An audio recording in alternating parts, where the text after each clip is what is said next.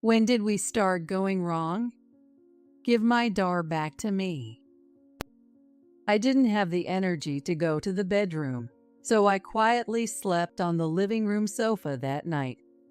A few days later, my son-in-law, Andrew, visited me before heading to work. It's almost over. Leaving those words behind, Andrew headed to work. His unusually firm tone gave me a sense of unease, but I didn't think much of it. That night, my husband David came home and headed straight to the bathroom without saying a word. I no longer felt anything towards his back. Even though our relationship was so cold due to the layout of the houses, I still had to sleep in the same room. I quietly entered the bedroom after David fell asleep. However, I couldn't fall asleep, even with my eyes closed. I tossed and turned, unable to sleep, as the clock struck midnight. At that moment, I felt someone's presence in the room. With my heart pounding, I opened my eyes and saw Andrew standing there. Why? Ignoring my question, Andrew pulled me out of bed and forcibly pushed me into the closet. He then squeezed in with me and closed the door just enough to see the room. What's going on? Keep quiet. Andrew silenced me with one hand, and I couldn't help but comply. He quietly watched the room through the crack in the door. It's almost time. I didn't know what we were waiting for, but I complied with him. A few minutes later, something happened. What? I gasped at the clear and eerie change in the bedroom, unable to do anything but watch. People prefer happy endings over sad ones. A conclusion where no one is missing and everyone is smiling happily. But does a story where everyone is happy even exist? Isn't someone's happiness always accompanied by someone else's misfortune? This is the story of my happy ending. Happy birthday, Mom. I am Stephanie, and I am turning 57 this year. At this age, it's normal not to remember your own age. But I do because my daughter Emily always congratulates me thoughtfully every year. This year, she gave me a beautiful fountain pen, something I can use regularly as I work full-time. Last year, it was a purse. And this is from me. Happy birthday. Emily, who has grown up so kind, has a husband. His name is Andrew, a former colleague of Emily's. Andrew is quiet and often seems a bit absent-minded. When she first introduced him as her boyfriend, to be honest, I was a little worried. However, I gradually realized that the way he looks at Emily is full of kindness, and he can truly be there for others, which reassured me a lot. Even now, though he speaks a bit hesitantly, the present he handed over was carefully wrapped, and inside was a lovely scarf. Andrew is very polite and also a very kind person. I am happy to be surrounded by such wonderful people. Thank you, both of you. I'll cherish it. Thank you too. And guess what? I bought a cake, so let's eat it soon. I'll cut it. Thanks, honey. Okay, Mom, sit right here. The cake was neatly divided into 4 pieces. Yes, we are not a family of 3. As Andrew was distributing the cake onto plates, the living room door opened. You guys are noisy. Dad. Hi. It's Mom's birthday today. Oh, is it? Do you have a piece for me too? Yes. Here you go. Keep it down. I'm going to sleep soon. Taking the cake from Andrew, my husband, David, went straight to the bedroom without looking at me or Emily. What was that? Not even a happy birthday to Mom. Well, it can't be helped. It's been like this for years. I don't mind anymore. David used to be a very kind person. We had promised to be good parents together and had Emily. At first, I thought David was trying to be a good father too. He would rush to Emily before I could when she cried and would bring home toys almost every day. But raising a child, for better or worse, takes up a lot of time. David started prioritizing his desires over spending time with Emily. As a result, young Emily didn't become very attached to David. Perhaps because he didn't like that, David began to avoid spending time with Emily even more, eventually only coming home to sleep. No matter how sick Emily or I got, David remained indifferent, and it seemed the emotional distance between us only grew. By the time Emily was in elementary school, the money David provided had decreased, and to support our living and Emily, I worked tirelessly. However, David's behavior and the dwindling money in recent years have been suspicious. Coming home late every day, unusually low savings, the smell of perfume he never used to wear. He's probably having an affair. Or maybe he's hooked on nightclubs. Either way, it doesn't matter. He's long past the point of being forgiven.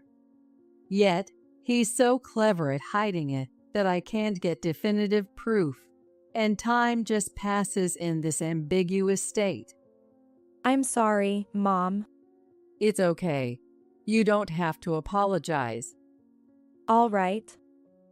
If anything happens, let me know right away. Well, I think we should get going. Thank you for having us. Sure. Take care. I quietly sighed as I saw them off at the door. We currently live in a separate house on the same property. When Andrew, who had no family, came to live with us as a son-in-law, we decided to build another house on our property, considering David's situation. Even so, we still have dinner together in this house, and we spend more time together than with David. We're so close that I feel there was no need to build a separate house. To me, they're my family, and I plan to continue living with the three of us somehow. However, such a life didn't last forever. One evening, I was driving home after finishing work early for a change when I received a call from Andrew. Stephanie, Emily has been in an accident. What? She was hit by a truck. I was at work when I got the call from the hospital. I'm heading there right now. Bye. Wait a second. He spoke with a speed I never thought possible for him, and then hung up immediately. What? Emily had an accident? How? Is she okay? I was in a state of semi-panic, but I quickly changed direction and headed to the hospital. I need to contact David. Even though he usually doesn't show much interest in us, I thought surely he would rush over in an emergency involving his daughter. The monotonous dial tone echoed in the car, but it never stopped. No matter how many times I called, he never picked up. It was as if he didn't care about us at all. I even called David's workplace, but they said he had already left for the day. He left work but isn't answering his phone? Where on earth is he during Emily's crisis? Anger welled up inside me, but when I saw Emily's changed appearance at the hospital, none of that mattered anymore. Emily. Is this really Emily? Really? When I arrived at the hospital, I was led to a cold room, not a waiting room or treatment room, but a place with several things covered in white cloth. One of the cloths was pulled back, and Andrew was standing next to it. It was unmistakably a person. Red and black wounds on the skin, black hair. But it no longer had a human shape. The sight made me dizzy. It was Andrew who supported me as I almost collapsed. She apparently saved a child from being hit. It's so like Emily, isn't it? His hand, which was supporting me, was terribly cold, and his voice was filled with a pained, bitter laugh. That form, barely recognizable, had half of its face intact, making it painfully clear that this was Emily. But if I looked just a little away, what should have been there was missing. While the police officer explained the situation calmly, I couldn't stop sobbing. Why did it have to be Emily? Emily did nothing wrong. Why take her from me? My emotions were in turmoil, and I was so distressed, I couldn't understand what I was saying. But there was nothing else I could do. I felt that if I didn't let out all the tears and emotions, I would lose myself completely. Andrew gently held me, his face contorted with frustration. He occasionally sniffled too. Andrew, who is much younger than me, is trying so hard. What am I supposed to do now? Everything felt meaningless. What happened next was over in a flash. The police investigation found no foul play.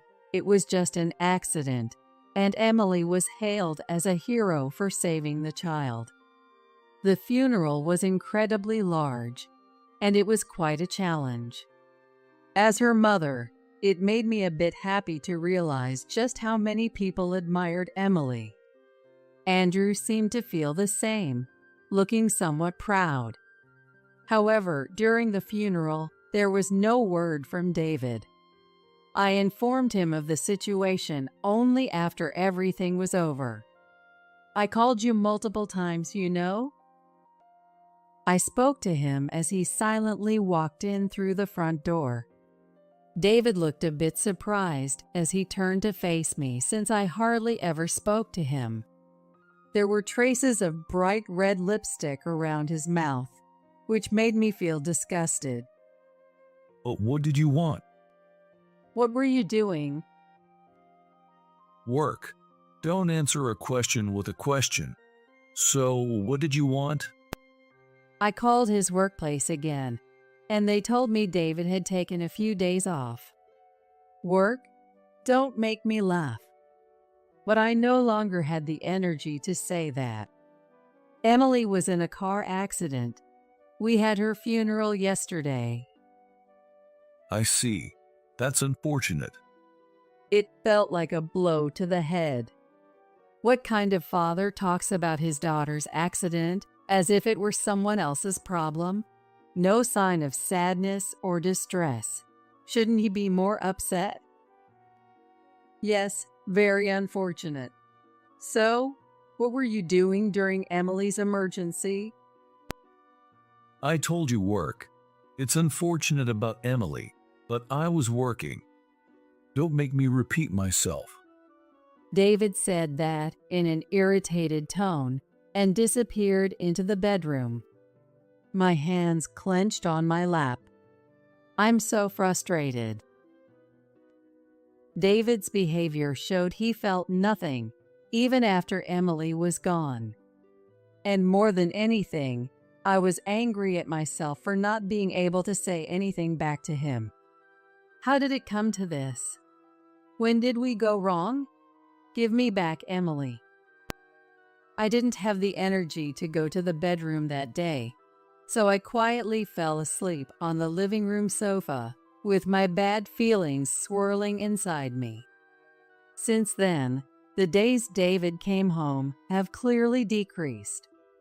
Tonight, it's just Andrew and me having dinner together. The table, full of empty seats, has no smiles. Only a lonely feeling lingers there with a heavy atmosphere. Since then, I haven't been able to do anything and am currently on an extended leave from work. Even at home, I don't do anything, just stare at photos of Emily. Seeing me like this, Andrew often helps with the housework. He frequently expresses concern, but I can only give vague responses each time. I feel a bit sorry for him, but I didn't want to think about anything for a while. Andrew sometimes mumbles as if he's talking to someone, but even that doesn't matter to me. One day, Andrew visited my house before heading to work. In the morning, he's usually busy getting ready, so he typically comes in the evening. What happened? What's wrong? It's almost over. What's almost over? Before I could ask, Andrew had already left for work. His unusually firm tone gave me a slight sense of unease.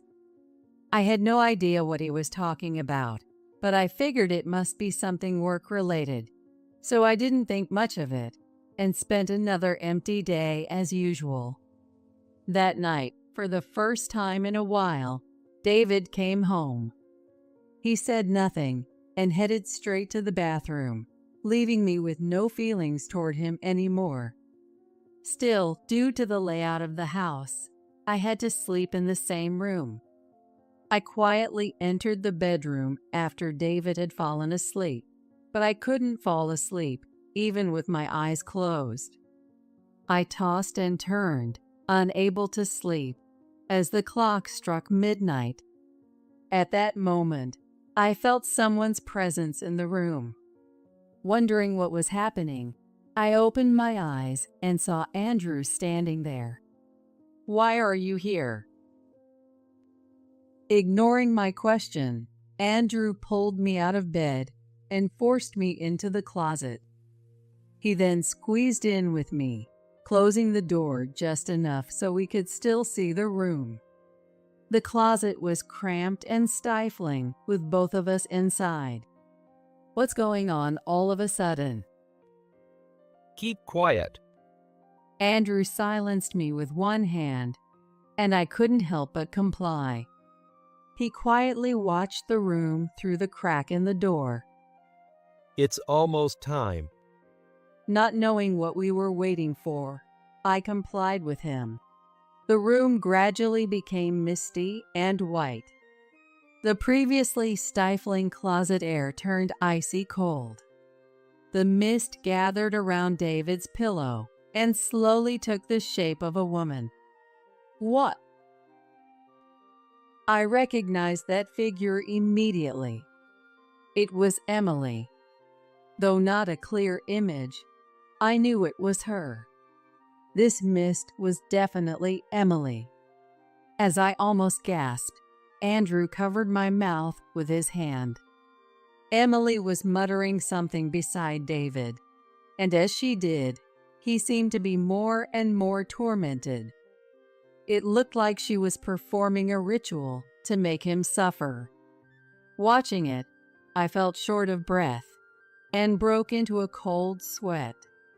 This went on for a while, and just when Emily stopped moving, she suddenly dissipated and vanished into thin air. The suddenness left me completely confused. David was no longer tormented, but his forehead was drenched in an abnormal amount of sweat, proving that what I had seen was not a hallucination. I turned to Andrew for an explanation.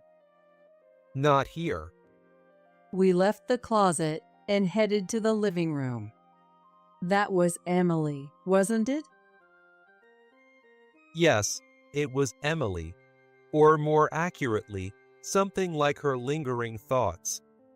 Lingering thoughts. Yes, when someone leaves something unfinished in reality, they can linger like that. How do you know that?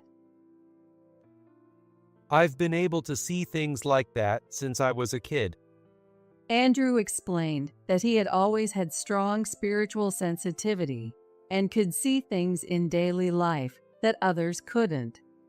This often made his days exhausting, and he apologized for sometimes seeming distant because of it. Apparently, Emily knew about this and was even more drawn to Andrew because of it. It truly felt like something Emily would do. She was always such a curious and fascinated child. I avoided people because I thought they'd find me creepy for having this ability. But Emily accepted me. So, I decided to stay by her side forever. Andrew looked nostalgically into the empty space. There was nothing there, but I knew Emily must be there, even if I couldn't see her. I had never believed in ghosts much before, but after witnessing what I had just seen, I couldn't help but believe. When Emily was gone, I couldn't sleep at all that night. But I felt her presence. At that time, I couldn't see her clearly yet. I see. But after a while, I started seeing her clearly. Now, we can even talk. The times when Andrew seemed to be talking to someone, it was with Emily, whose thoughts had lingered here. It's not just watching over, but actually talking to her. I can talk to Emily again, who I thought I'd never speak to again. But no matter how hard I looked, I couldn't see Emily. I was very envious of Andrew's ability. Did Emily say anything? The first thing she did was apologize. She said she was sorry for leaving so suddenly. Emily, it's not your fault. You did nothing wrong. You are a hero who saved a child. She was very worried about you, Stephanie. She wanted you to recover soon.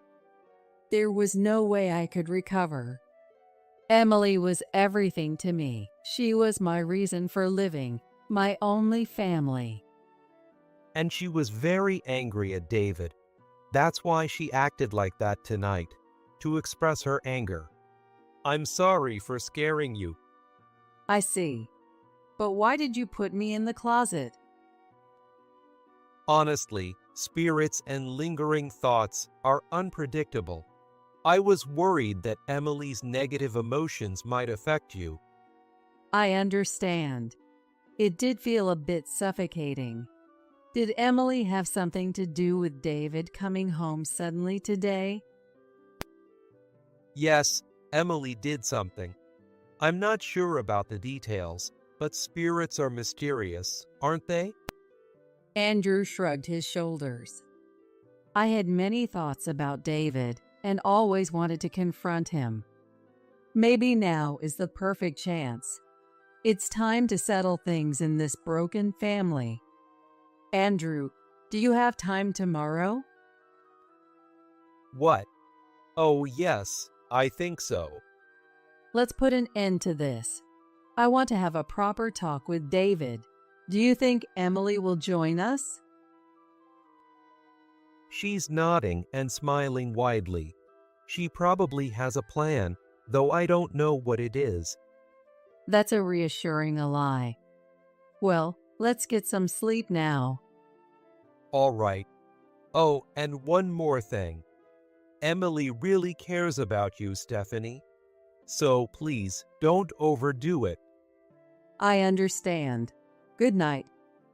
Andrew, and probably Emily too, went back home. I didn't want to return to the bedroom, so I lay down on the living room sofa.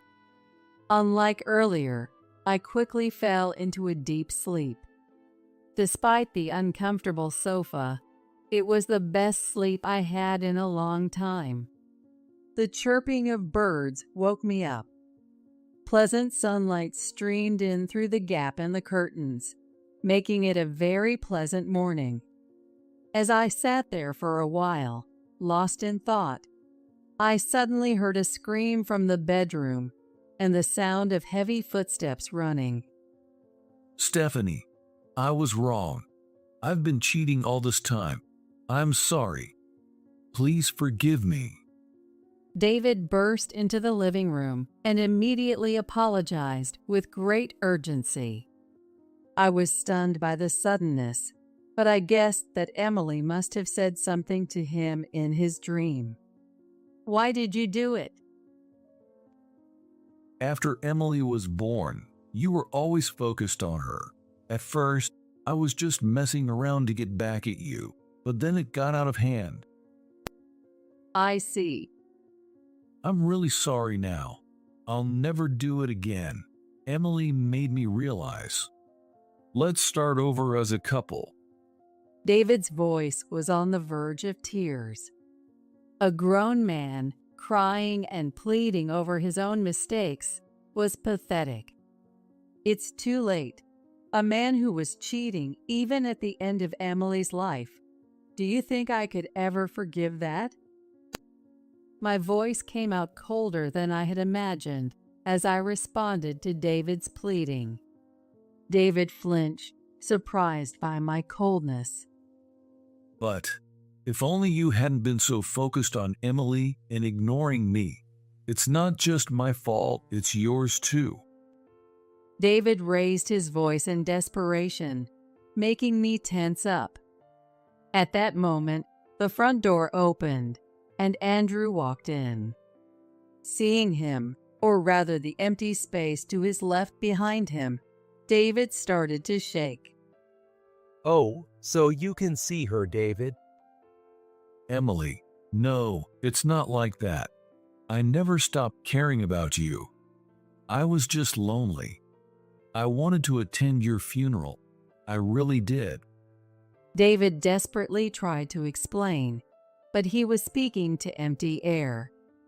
Yet, I knew Emily was there. Emily is really angry right now, for Stephanie's sake. I still couldn't see anything, but David's panic made it clear that this was real. But his shallow words won't make any difference. I cheated because Stephanie was always focused on Emily. Emily took Stephanie away from me. Why should I have to listen to you? No father should ever say that his wife was taken away by their daughter. We had promised to raise her together. David was breaking that promise, blaming others, and not understanding his own wrongdoing. Stephanie, tell her you'll forgive me. Otherwise, who knows what Emily will do to me? Hurry, please. Even now, he was only thinking about his own safety, and it was truly pathetic. Even Andrew looked disgusted. Come on, Stephanie. I'm your husband. Emily, I'm your father. Let's talk this through. We'll understand each other. I'm appalled. How did I stay with this man for so long? I should have realized his twisted thinking sooner. But today, I can finally put an end to this ambiguous life. I no longer see you as my husband or Emily's father. Disappear from my life. The moment I said that, David's eyes widened and he slumped. He stared at the floor with lifeless eyes, muttering something unintelligible. I didn't know what had happened and instinctively moved closer to him. It's okay. But Andrew stopped me. Suddenly, I felt as if someone was hugging me from the front. There was only David, now devoid of will, in front of me. But I instinctively felt it was Emily. Even though I couldn't see, touch, or hear her, I knew that Emily was holding me. I felt warmth. "Thank you," I said, hugging her back. I'm sorry. I thought I heard that voice from somewhere. You don't need to apologize. Of course, I feel very lonely, but I'm happy to feel you one last time like this. Thank you for everything. Be happy." Emily's presence and warmth faded away. Suddenly overwhelmed by loneliness, I reached out desperately, but my hand grasped nothing but air. Stephanie, you're incredible. Emily looked the happiest I've ever seen her. As her mother, I was sure there were more things I could have done for Emily. But hearing Andrew's words made me feel at peace. If Emily is satisfied, that's enough. I'll carry my regrets to the grave. David remained there, his head hanging low and unmoving. After that, we took him to a psychiatrist. Sometimes he would return to his senses, trembling in fear and muttering something again. The doctor, puzzled by these unusual symptoms, ultimately decided to admit him to a psychiatric hospital. Even seeing David, who is now an empty shell, didn't stir any sympathy in me. This was the bond of parental love that Emily had left for David. Well, now that everything is over, I think I'll return to work. This may not be a complete resolution. Emily is gone, and David is broken. From the outside, it might look like a bad ending, but my heart feels strangely refreshed. All the years of suffering over David are finally over. I got to hold Emily one last time. Andrew, with his kind heart, supports me as family. For me, this is a happy ending. I have no regrets left. Technically, I am still married to David. Honestly, I have no intention of taking care of him in the future, but for practical reasons like health insurance and the house, I haven't divorced him. Still, I feel a slight twinge of guilt, so I occasionally check on him. However, since he's in a psychiatric hospital, I can't visit him.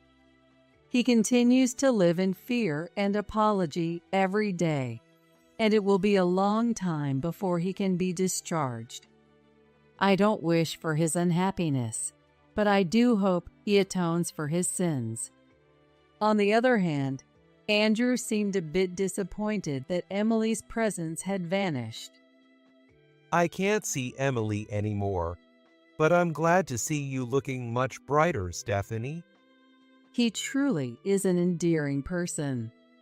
We once talked about our future. Andrew, you don't have to worry about me anymore. You're free to live your life. There's no need for you to stay in this house.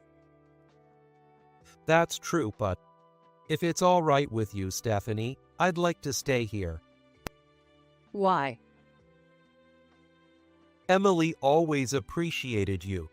She said she could pursue what she wanted and grow up straight despite everything because of you.